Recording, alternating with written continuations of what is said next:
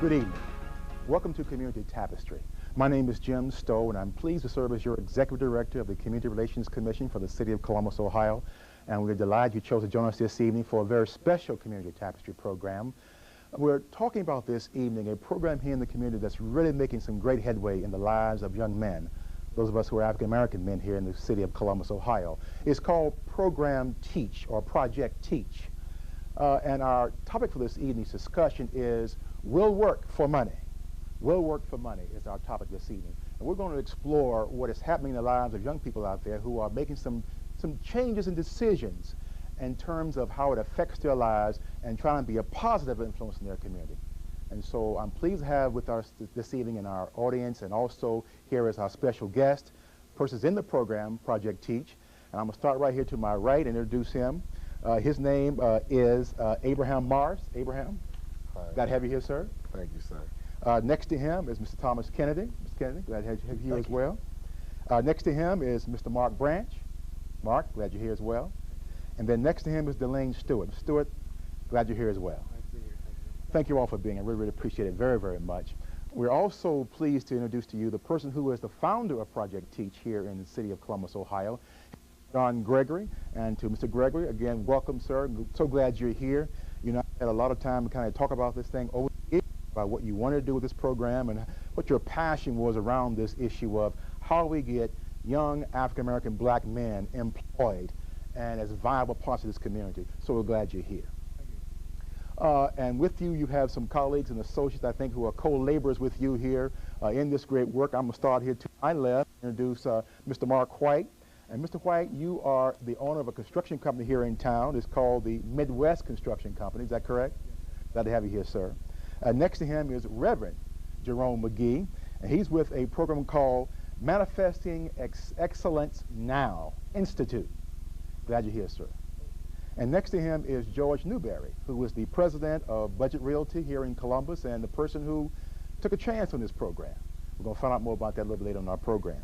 And then a friend and colleague, Dr. Alan Huff, who was the president of Neighborhood House here in Columbus, Ohio. Folks, your cohorts, as it were, in terms of this project and program and so forth and so on, but how did you bring these people into, how do they actually fit in Program Teach? Your co-laborers, I'll call it. Actually, I beat him up. And well, first of all, I met Alan Huff a couple of years ago, and we decided that, you know, we got to do something as it relates to African-American young men. Even today, there's a lot of crime, violence, and we were trying to figure out, like, what is the answer, what is the solution? And so I went to this meeting, and there was this guy there that was just very loud and belligerent, and so he looked at me and said, well, you're awful loud and belligerent. We must belong together. And he came over to me one day, and he said, we got to get together, and we got to figure out what we need to do.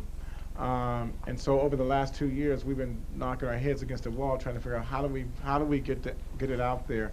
How do we change the paradigm of how we look at African-American young men? Well, Jerome McGee, Reverend McGee, came to work with us probably about 6 years ago. And when Jerome came, he deals with substance abuse and substance abuse issues. And we all know that substance abuse issues is a big problem in our community. And Jerome does a very therapeutic community healing. And he understood, you know, a lot of us are people who believe in God, go to church, and have a relationship with Christ.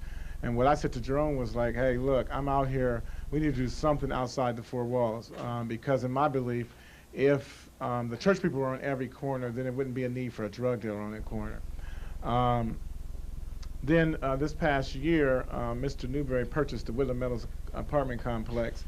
And Alan and I have known for a long time that this really is about economic development. Went to Newberry, who to me, you know, is what a lot of Americans who have resources ought to do.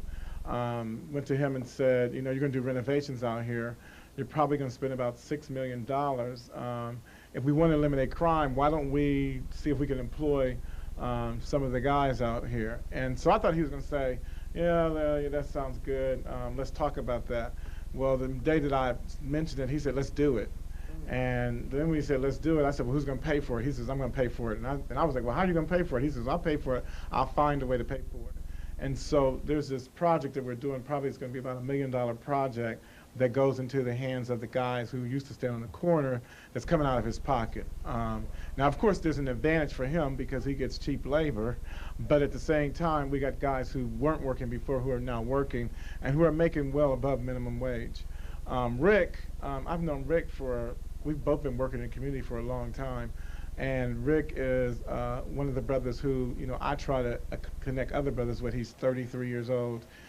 He's had his own businesses, and he's a real positive role model. And so we're using him as a person who can be a guidance and talk to some of the guys and say, you can make some other decisions. You ain't got to make that decision. John, you talked about a lot of things here, and certainly to all of you, thank you so much for what you're doing in our community, and particularly for those of us who are African-American men in this community. I want to turn now to our guest here, and I'm going to start with Abraham as I ask the question. First of all, how did you find out about Project Teach, and what has it meant for you? I found out through a cousin who had went through the program and graduated and started working construction. And I went blindfolded. I went in not expecting. I was, didn't know what to expect. And I say that the same day that I went, it changed my whole life around. Once I heard Mr. John Gregory talk. And it blew my mind because everything that he said in there, it seemed like he was talking directly to me. And it just like opened up doors, and it's like I told him before, I said, I'm not really here for the money, I'm here for the knowledge, and that's what I'm seeking. And for that, it's a beautiful thing because on the flip side, I could be out there on the street corners, in jail, or in a cemetery. But instead, I'm thankful for the class Teach, and I'm living, doing the right thing. Outstanding. Ms. Kennedy, what about you? I've been on the property for a few years, and I came to know John through my work. I worked on the property, and under his guidance and his support, he's been giving me a lot of backbone and that I didn't have. I've changed my life like in a matter of days, my way of thinking, through Mr. Gregory's help in the Teach program, and seeing all the guys really striving to do better with, the community, with themselves. I'm all for it, and I love it. It is a beautiful thing, as Abraham said. Thank you so much. Mr. Branch, what about you? It was pretty much the same thing as Abraham. I came to the class. Really, when I came to the class at that point in my life, I was out of a job. I really didn't know what my next move was. And I got a flyer in the mail about black men and women who want a job, who want to start their own business, come to the Teach Center. That's how I found out about it. So I went up to the Teach Center, I sat down, and I heard Mr. Gregory speak. I also felt like he was talking directly to me. And, it's just really, I was really in awe, really too, to see a brother, really committed to the struggle. I seen people like that on TV, or I never actually met someone like Mr. Gregory. But when I heard him speak, it was like, I felt like it was, this is really what I want to do. I really want to work. I don't want to go back to a life of crime or have to do something illegal to survive. So to me, it was a way for me to better my life, better my community, because rarely do you get a chance to work and at the same time better your community. So it was kind of like a double blessing. And so I just, right now I'm just taking it. I'm just running with the opportunity that I have. He also, let us know that, success is not going to happen overnight. You're not going to get rich in a week. It's not going to happen like that. It's going to take a lot of hard work. And all you got to do is just keep your nose to the grindstone. This is not like a handout program. He doesn't he's on us every day. Really, the pressure's on us. I see everybody nodding, so I must be okay. So we're not just there working and getting handouts. We are working probably harder than we've ever worked. Hot in the sun. We're like dragging materials across the lawn. We're literally working very hard. But, like you said, we're not really making a whole lot of money, but, it gets greater later. That's the saying that that he's also taught us that it gets greater later. It gets greater later. That's all right. Mr. Stewart, what about you, sir? I learned about the program through a family member who's currently an employee of Teach Now. And I too was out of work, didn't have a job. I was having trouble finding employment, or someone at least taking me seriously enough to give me a job. I started the class, went through the class. There were a lot of speakers, a lot of positive talk, but I wasn't sure if it was really going to happen or it was just a lot of talk. But as the class went on, I felt like it was something that I really wanted to be a part of. I started working hard, and John is constantly on us. but the reason for that, I'm learning to understand that is because he expects great things out of us, because he sees that in us. So at the same time, we got to keep on working, keep living up to those expectations. He's offered us a great opportunity. Him and Mr. Newberry have offered us a great opportunity, and we just have to take it. A lot of times opportunities come up and we let them pass. We don't take them seriously enough, but this is one time that I'm going to take this one pretty serious, because I need to make a change in my life. I'm trying to get somewhere and be someone respected in my community, and it's just something that is really great to be a part of. That's outstanding, Jones. So thank you all for being here very, very much. But let me ask a question. I'm going to turn back to our partners in this effort of Teach and so forth. I'm going to look down here at Alan Huff, and if you'll pass the mic down to Dr. Huff. Doc, this is a story that, and you're from Cleveland, Ohio, and certainly have an idea about what happens in that community, and now come to our city here in Columbus, Ohio. The stories you hear, what's being said here from your perspective? Well, when I think about it, it's more than the story of just hope. It's a story of putting hope into action. And every time I heard one of them young men speak, and they said something that I think that we need to really pay attention to. They said, I heard of John. And John, first of all, I applaud you for what you're doing. But they said, I heard of John. They heard another black man to another group of black men that said that you can make it. And not only did he say that, he said, I have these high expectations of you, and you will meet them. And from what I understand, you're beating them up every day to make sure that they meet them. But I think that so often, sometimes our young men are not exposed. They're not exposed to the kind of opportunities, the things that you're doing now. And sometimes that exposure has led a few of you, from what I heard, from one direction to a total different direction. And the other thing that I think that was real key, it didn't take a long time. Once there, instantly, I heard that voice. And I know what they mean about John, because he do it to us too. He comes and say, look, I got the best deal in the world for you. I didn't know he meant I was going to work 24 hours a day, you know. But those are the kind of things I hear. But the kind of things, too, that I think we need to share with these young men is that there are other things going on to support your efforts, too.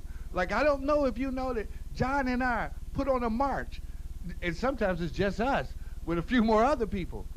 We march because we say, no more prisons. We want jobs. That we are constantly involved in a program, well, the Empowerment Zone Alliance. I believe, John, you're the co-director of it right now. Right. Those are the kind of programs that we're going to make sure what's happening at Teach can spread around the world, spread around this country especially. You all are really a model. And I believe it was Mr. Newberry. Is that your name? Yeah. All right. I think what you did in terms of your investment, John said you're getting cheap labor, but I want to take it a little further. You're getting labor. You're getting the kind of labor where these young men are going to have the opportunity to put together a skill bank that you can take anywhere and make a living for yourself and your family. So you take it, I mean, it's like paid training. Take full advantage of it. You know, there's a lot of things that's going on like that. John has pulled us in just about every possible way you can with Neighborhood House. You know, sometimes he calls me too much, but that's okay, because as I hear these young men, these 4 up here, I know there's 4 more behind that could be up here. Then there's 4 more behind them. Then there's 4 more behind them. We have about 80 guys. All right, that's tremendous. And that's tremendous. They come at 8 o'clock in the morning on time. And they set that standard. I was like, hey, come at 10 o'clock, just get here. And they said, no, they started out coming at 7. And demanded that they rule and they guide over them, and they demanded that they be there at 7 to sign in at 7. And I think that is what's so phenomenal, is our changing the paradigm of how we look at African American young men. You know, the society says they don't want to work, they won't work for $7 an hour. That's not true. These guys are working for $6.50, $7, $8, $9, depending on their skill. They're coming and says, I will do anything. I will sweep the grounds, I will pick up garbage, I will do anything. Just give me a job so that I don't have to go back to jail. Just give me a job so that I don't have to turn to drugs. And what's so amazing is these guys say, nobody ever said this to me before. I mean, the things that we talk about in the classes about changing the way you think, they will tell you. They said, nobody ever told us that we could think like this. I think one of the guys said one time that, you know, if you get the believing that you're so beneath the earth, you start living like that. And most of us have not had fathers who have given us guidance to say you can do better. But my whole thing, and Alan will tell you, is that we've been trying to change how all of Columbus look at African American young men, that they're not just thugs on the corner, but these are somebody's son who didn't have any guidance, who needs some guidance to go another way, and let them say that you can go another way. John, I'll pass the mic down to Mr. Newberry. Let me ask him a question then, because again, California native, came to our city and so forth and saw this opportunity in terms of the apartments and so forth. Why do you take this up? What do you have to gain from this? Well, the property's a challenge. There's Woodland Meadows has a very tarnished history to it, and it was purchased at a bankruptcy court auction. It could have been anywhere. It happened to be that at the time, I just finished a recent project in Kansas City. I was looking for a new project. It could have been Columbus, it could have been Atlanta, it could have been anywhere. It happened that it was Columbus, and it was Woodland Meadows. I met John, in fact, the first day I toured the property, just briefly, and it was a very brief meeting. And once I took over the property, we started working together. I'd give him he introduced himself. We gave his organization a couple of projects, and he did exceptionally well. And over a very short time, he became the property manager. And I think we're both take it, if this property succeeds, financially, it's a big win for me. But it's more than just the financial. The financial rewards are great, but it's more the challenge. A lot of major companies have tried to do this project before and have failed. So here, myself and the small team that I've assembled, of which John is now a very large part, is I think we're looking at it as a big challenge, and to see if we can make this work. And I think even bringing in the teach program and having them do a great part of the work, I think that's even makes it a greater challenge, because here it really is the underdogs. It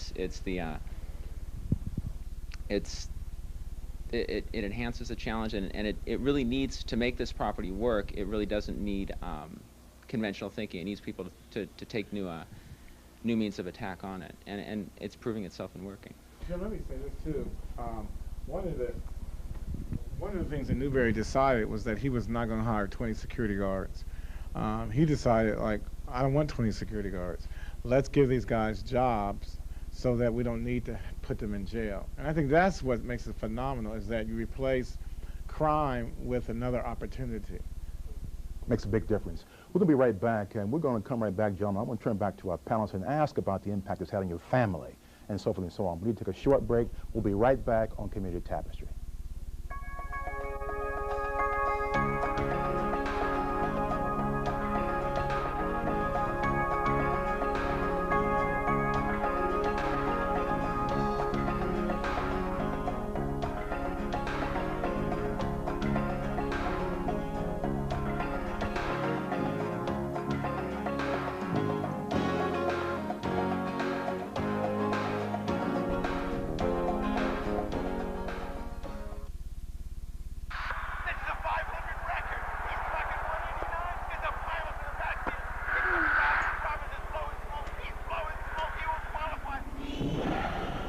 Allow me.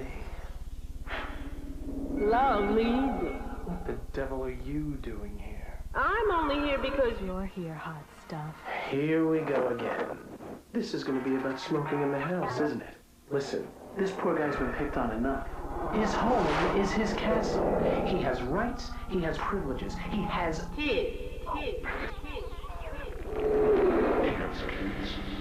You have kids and you're smoking in the house? Just little kids. What's the matter with you? Are your kids to get pneumonia? No. Bronchitis? Asthma? Do I have to light a fire under you? Get up. Smoke outside. What? Smoke outside. Make the right choice. Go out for your kids. I want to remember who I was.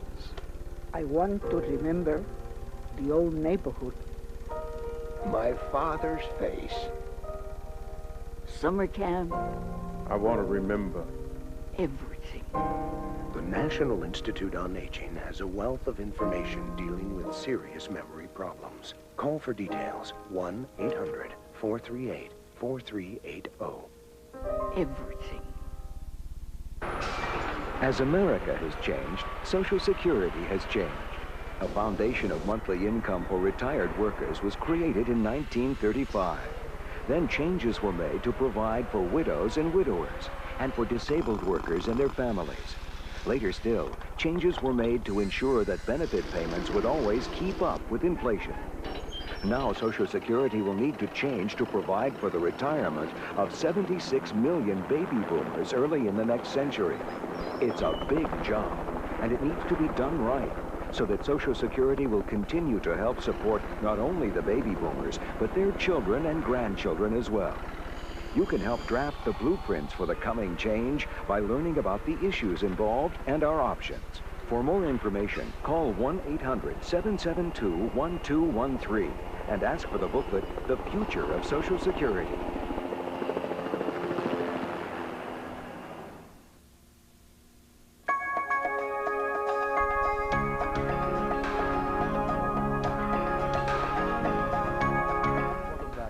Tapestry for our special program tonight, I should say, and we're looking at a program in our community called Project Teach, and the impact it's having in this community on the lives of African American gentlemen.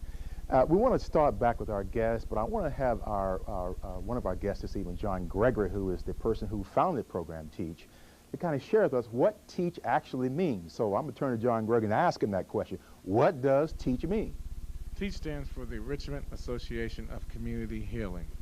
Why that name, John? And why Teach, and why those particular words? Well, if you know the Bible, Jesus said for us to go out and teach the whole world.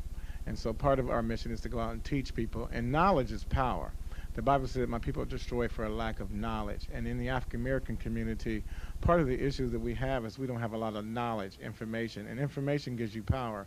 The other thing is that we need a tremendous amount of healing. You know, what we are experiencing, particularly amongst our African American young men, is a great fallout of slavery. And so we need to go back and heal the ills of slavery. And it's our responsibility to do that. It is not anybody else's responsibility. It is the responsibility of us to take that. And so what we decided was our mission is about healing people so that they can go forward in their life and be successful.